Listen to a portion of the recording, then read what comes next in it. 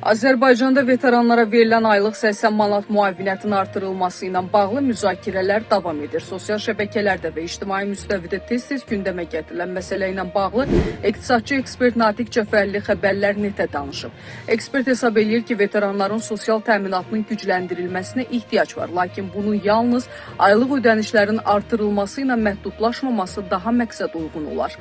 Natiq Cəfərlinin fikrincə, veteranlara işğaldan azad olunmuş ərazilərdə torpaq sahələrinin verilməsi daha uzun müddətli və effektiv dəstək mexanizmi kimi qiymətləndirilə bilər.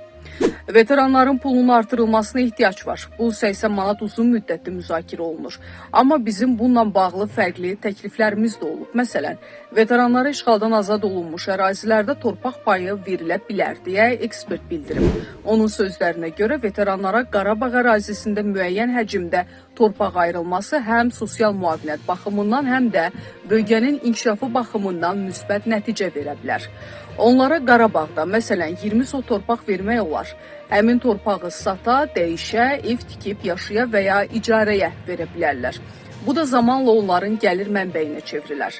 Ekspert əlavə edib ki, Qarabağ və Şərqi Zəngəzurda dövlət tərəfindən həyata keçirilən geniş miqyaslı bərpa və məskunlaşma layihələri fonunda torpaq və əmlak bazarının formalaşdırılması bölgəyə marağı daha da artıra bilər.